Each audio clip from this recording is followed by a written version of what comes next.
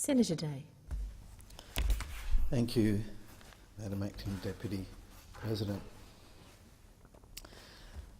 Like any piece of legislation, the sensible place to start is with the facts. The definitions. What is euthanasia? What is not euthanasia? And herein, I believe, lies great confusion in the community, particularly when they are asked to consider opinion polls. Before considering what euthanasia is, let us begin with defining what euthanasia is not. The Australian Medical Association policy on euthanasia spells out what euthanasia is not. For example, none of the following is euthanasia. Not initiating life-prolonging measures. For example, using a heart defibrillator is not euthanasia. Not continuing life support measures, such as turning off life support equipment. That is not euthanasia. Not offering futile care, such as ceasing prescription medication. That is not euthanasia. Or the administration of treatment or other action intended to relieve symptoms which may have a secondary consequence of hastening death, commonly known as the doctrine of double effect, such as the administration of strong morphine dosage. That is not euthanasia. Almost every Australian knows of a usually elderly relative who has died, perhaps even a close relative, and the difficulty in seeing them die. That most likely informs their view on euthanasia. But no poll seeks to explain to them properly what euthanasia is and is not. People who are polled are also dismissive because they are not faced at that moment with an end-of-life decision. Lawyers tell me, when preparing what are now known as advanced care directives, that clients are, before proper advice, quite dismissive about their care options. "Oh, just flick the switch," they say. But when they or a loved one are faced with the situation, it is not that simple. The poll we so often hear is that 70% or 80% of people support dying with dignity. Yet I wonder what the result would be if a different question were asked. For example, faced with a terminal illness, should we care for the patient or kill the patient? I wonder what the result of that question would be. Progress can never be achieved if you're travelling down the wrong road. If this bill is successful, the nation will begin the long march. We'll be moving forward but away from the truth. We're moving into deeper error with every step. Euthanasia is presented in many shapes and forms, but it is united in a single idea: the intentional, premature ending of life. Now, over the years, this has been cloaked with many euphemisms: the right to die, mercy killing, dying with dignity, aid in dying, and so on. Yet behind this curtain is an increasing appeal to self-determination and autonomy. Around the world, more and more people assert their libertarian freedom. I am the captain of my own ship, master of my own destiny. And if you have a right to life, then you have a right to determine when to end that life. And although all euthanasia laws are introduced with supposedly rigorous safeguards, this is the reason why they never hold. Eventually, these safeguards are considered unfair, restrictive, and even paternalistic. Terminally ill people are overwhelmed, often depressed, easily influenced, and extremely vulnerable.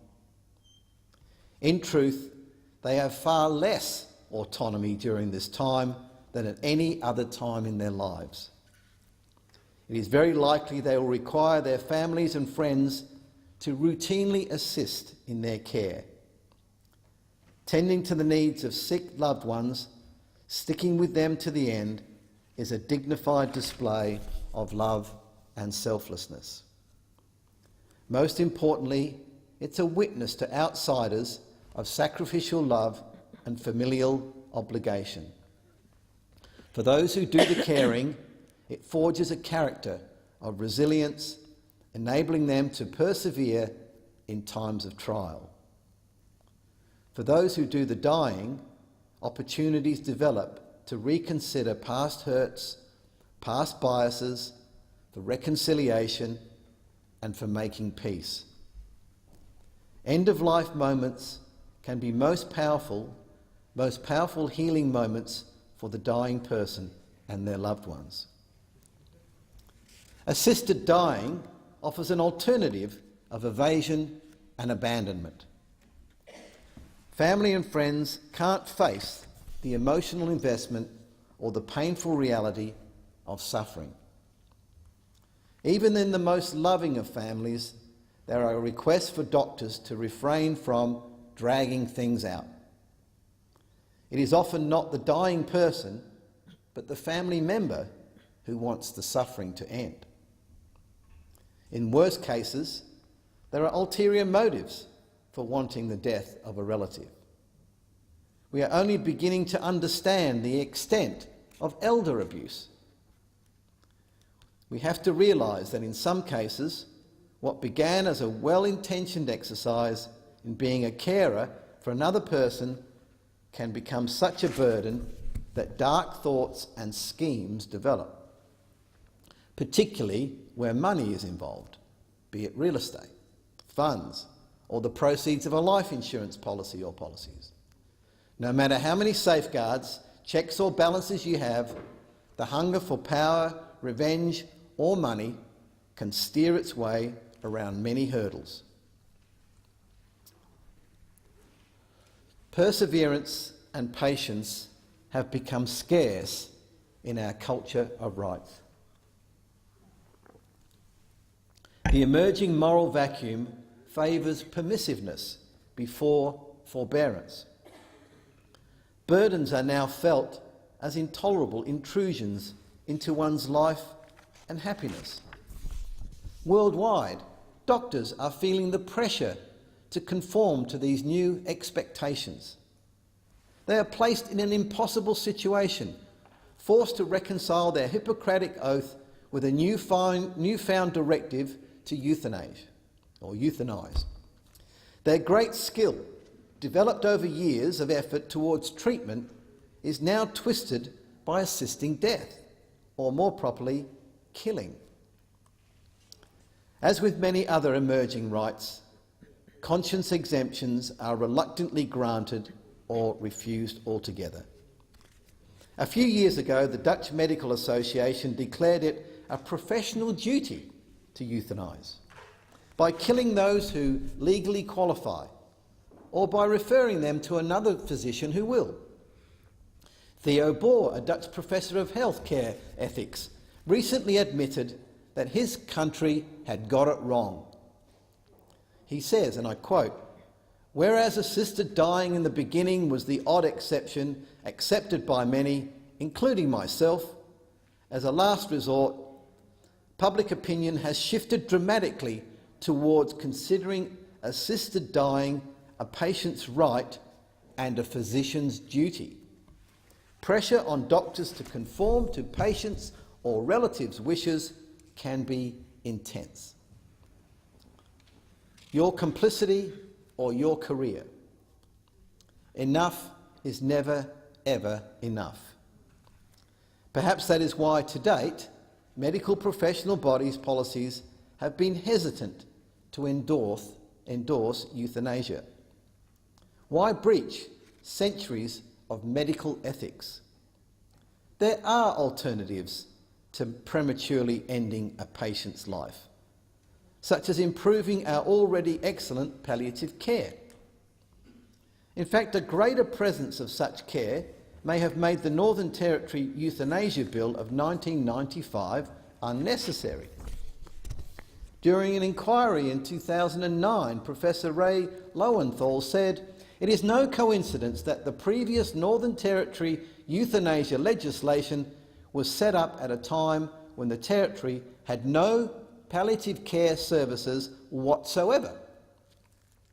The instigator of that legislation, Mr Marshall Perrin, has even been quoted as admitting that when he introduced the legislation into the Parliament, he had never even heard of palliative care.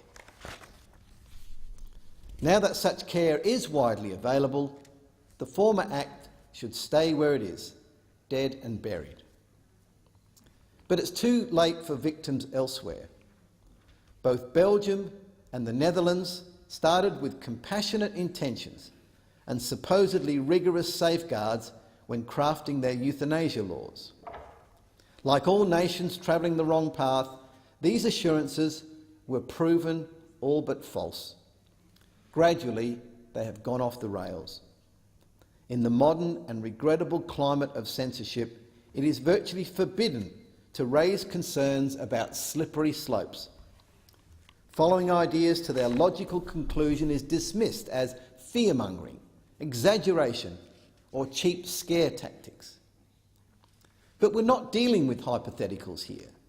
The gate has flung open and all of the so-called safeguards have been trampled under the weight of progress. Belgium has recently approved a request to die from a 24-year-old woman with mental health problems. Known only as Laura, her suicidal thoughts led her to declare life, that's not for me. Despite all the unknowns of the future, a negative prognosis has been given to her remaining decades. Hopelessness has been given the green light. And how does euthanasia interface with preventing suicide?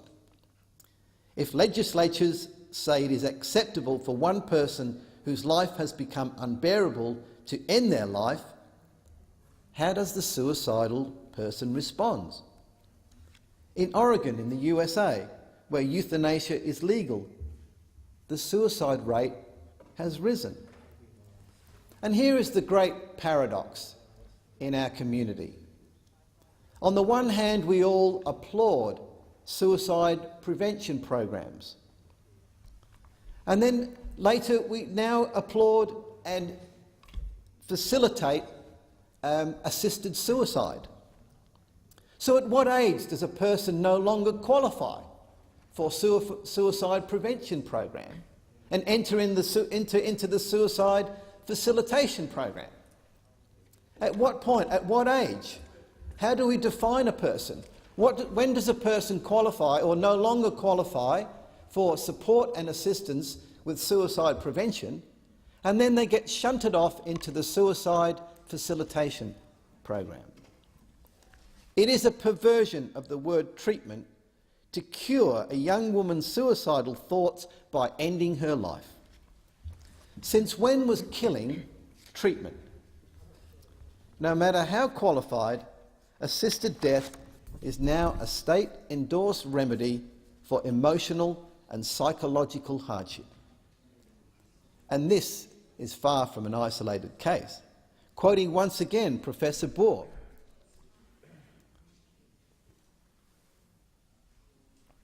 whereas, and I quote from Professor Bohr, whereas in the first years hardly any patients with psychiatric illnesses or dementia appear in reports. These numbers are now sharply on the rise.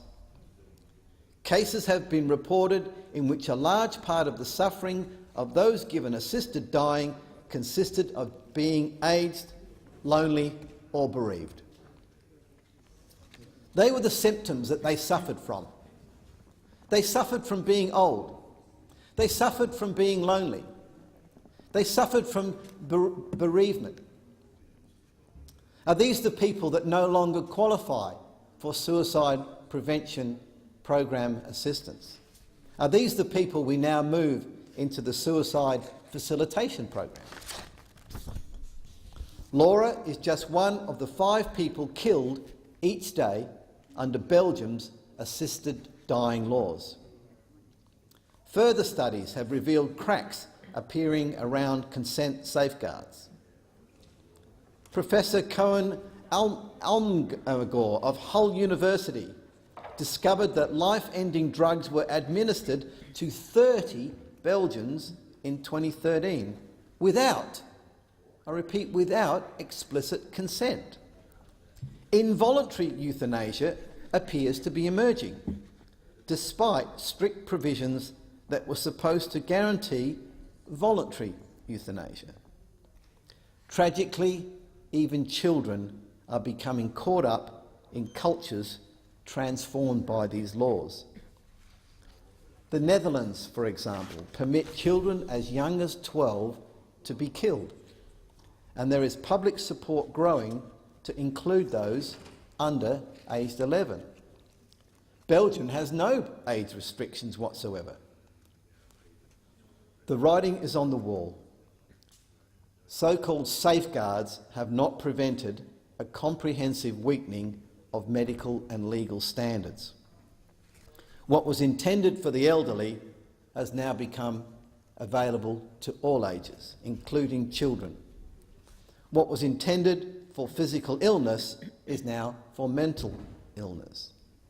What was intended for terminal illness is now for serious illness. What was intended to be consensual is now non-consensual. Soon, euthanasia will be available for good reason, bad reason, or no reason at all. The weight of evidence is an embarrassing rebuke to advocates of so-called safeguards. There are none. No safeguards are safe. Or are they guards? They have more holes than a Swiss cheese. The law will not stand still for very long. Once people have adjusted to a so-called new normal, the safeguards will be continually reviewed and seen as intolerant, dispassionate, cruel, and should also be removed. We don't have to turn to other nations to see this in action. It's happened in our own country. Some of the people euthanised under the Northern Territory Bill from 1995 were not even terminally ill. A shambles considering there are only 4 in total. And I pause for a moment when speaking of the Northern Territory to highlight its higher percentage of Aboriginal people, many of whom do not live near hospitals. The Aboriginal population is not fond of euthanasia at all, and legislating it will create an environment where they are disinclined to seek health treatment for fear of involuntary euthanasia. Many people in supernatural healing. For some, euthanasia is sorcery and against customary law. Submissions from Aboriginal people to the Northern Territory Select Committee on Euthanasia were overwhelmingly against euthanasia. One submission from a Yolngu woman stated, "We were and are nomads, hunters, food gatherers, ceremonial and cultural people who will give comfort and tender loving care to our terminally ill relatives." I'll say that again. We will give comfort and tender loving care to our terminally ill relatives. Because our terminally ill relatives know that they are dying, they usually always want songs to be sung. They want to hear the last sound of their traditional songs and the sound of the didgeridoo and clapsticks. In conclusion, euthanasia is more likely to reduce health improvements in the Northern Territory Aboriginal communities as they stay away in an euthanasia environment. It is fashionable, I know, to talk of a dignified death, but death itself is a wholly undignified and tragic reality. It's a very personal reality, one that cannot be resolved by its acceleration.